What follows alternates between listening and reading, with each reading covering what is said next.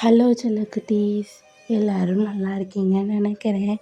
And நான் போன வீடியோவில் சொன்ன மாதிரி தான். ஸோ 12th எக்ஸாம் இருக்குது. ஸோ நான் அவங்களுக்காக என் சார்பாக நான் ப்ரே பண்ணிக்கிறேன். ஸோ ஆல் த பெஸ்ட் தான். நல்லா எக்ஸாம் எழுதிட்டு வாங்க, ஓகேவாடா?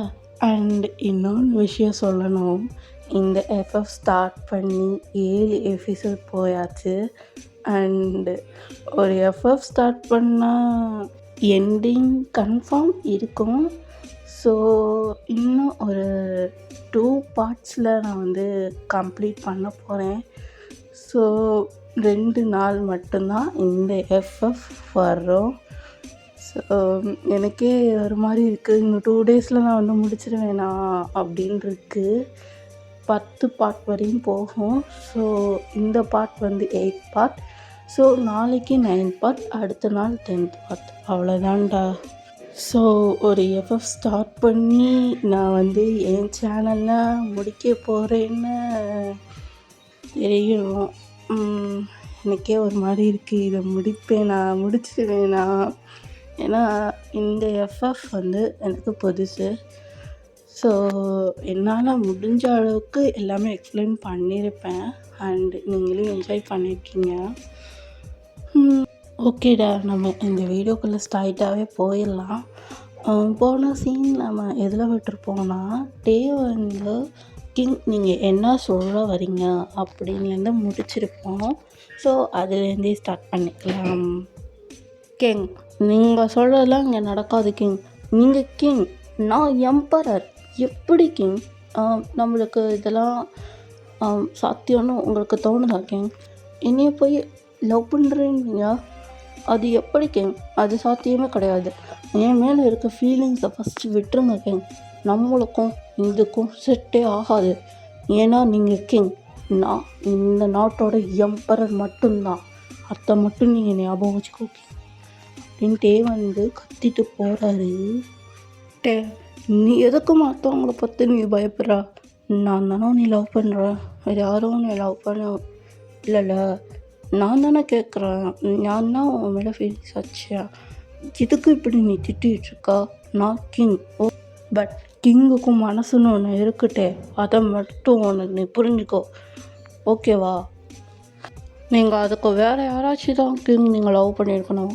என்னையை லவ் பண்ணியிருக்கக்கூடாது. நான் யாருன்னு நீங்கள் நினைச்சிங்க? நான் எம்பரர் மட்டும்தான். இந்த கொரியாவோட கிங்கு நீங்கள். நான் இந்த கொரியாவோட எம்பரர் மட்டும்தான். அதை மட்டும் நீங்கள் மறந்துடாதீங்க. நீங்கள் எங்கே, நான் எங்கே இருக்கேன், அதை மட்டும் நீங்கள் பாருங்கள். ஸோ ஜேகே பார்க்குறாரு டேவை.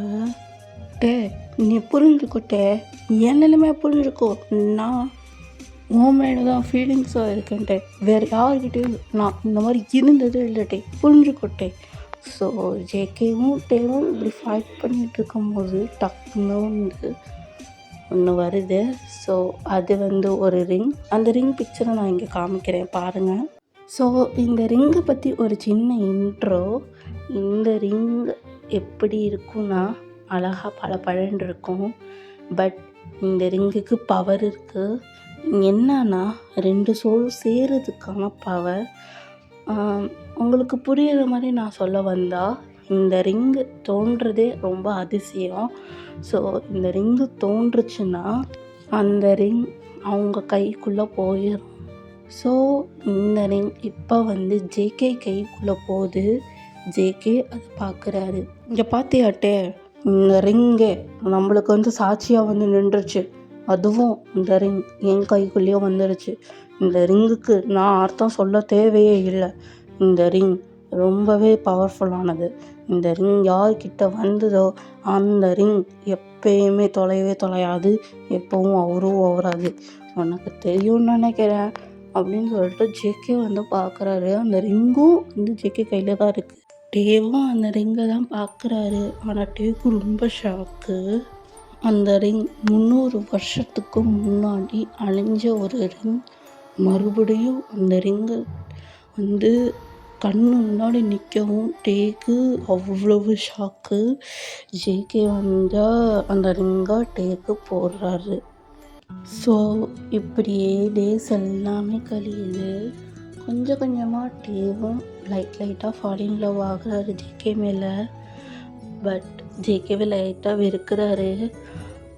ஓகே ஓகே செல்லக்குட்டீஸ், இந்த பாட்டை நான் இங்கே முடிச்சுக்கிறேன். ஸோ ஹாப்பியாக இருங்க, ஹெல்த்தியாக இருந்துக்கோங்க. அண்டு 12க்கு நான் ப்ரே பண்ணிக்கிறேன். ஓகேவா? நல்லா எழுதுங்க. Be happy. ஓகே பாய்டா. நெக்ஸ்ட் பார்ட்டில் பார்க்கலாம்.